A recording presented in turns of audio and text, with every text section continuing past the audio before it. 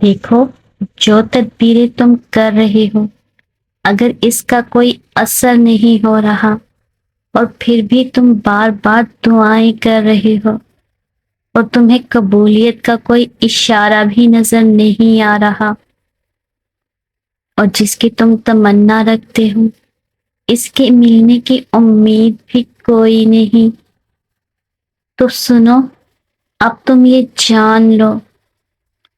جب وہ رب تمہیں کسی چیز سے محروم رکھتا ہے تو اس کا مطلب یہ نہیں کہ تم اس کی نعمت سے محروم رہو گے۔ دیکھو، تمہارا رب فرما رہا ہے، وہ خود تم سے کہہ رہا ہے،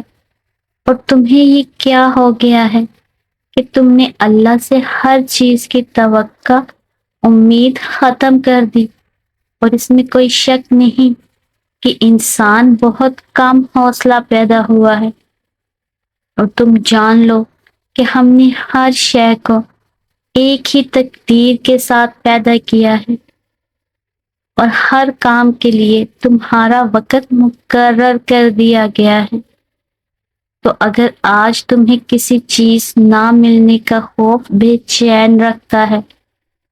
تمہیں وہ ڈر ہر وقت چین نہیں لینے دیتا،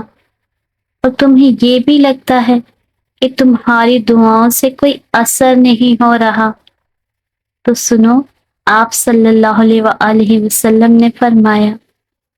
کہ زمین پر جو انسان اس رب سے ایسی دعا کرتا ہے جس میں کوئی گناہ یا رحم کی بات نہ ہو، تو وہ رب اسے یا تو وہی چیز عطا فرما دیتا ہے جو اس نے دعا مانگی ہے،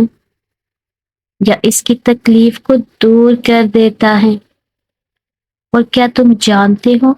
راستے میں اکثر رکاوٹ کچھ خاص وجہ سے آتی ہیں۔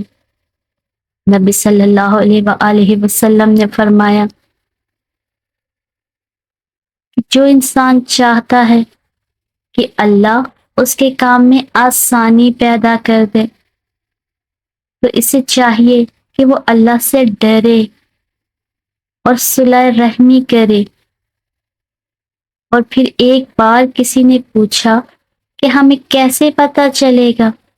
کہ ہم شدت سے بار بار جس چیز کو مانگتے ہیں وہ قبول ہوگی کہ نہیں؟ تو اگر آپ چاہتے ہیں کہ آپ کو معلوم ہو کہ دعا قبول ہوگی یا نہیں، تو کون سے اشارے ہیں، تو تم سنو،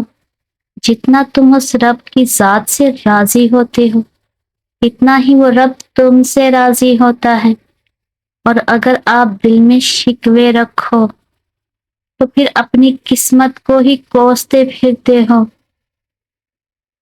تو اللہ تمہاری اس بات سے اتنا ناراض ہوتا ہے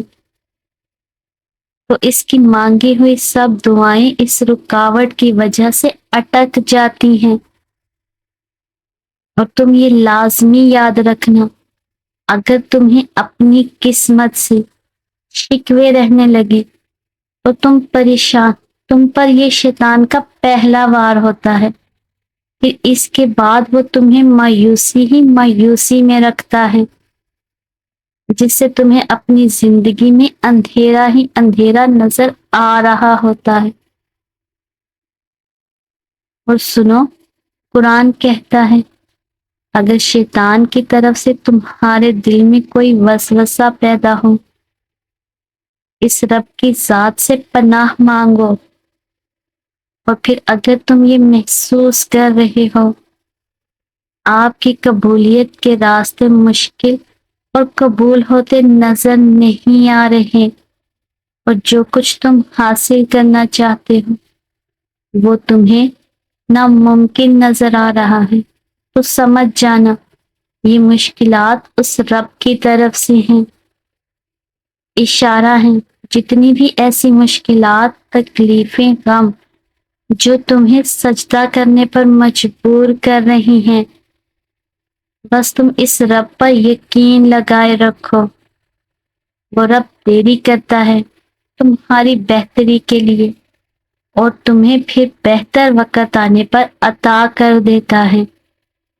اور تم اپنی مانگی ہوئی دعاؤں پر یقین رکھو کہ تمہارا یقین اس رب پر مضبوط ہوگا تو تمہیں اپنی دعائیں قبول ہوتی نظر آئیں گی، تمہیں تمہاری زندگی میں معجزے ہوتے نظر آئیں گے۔ بس تم اس رب سے مانگتے رہنا،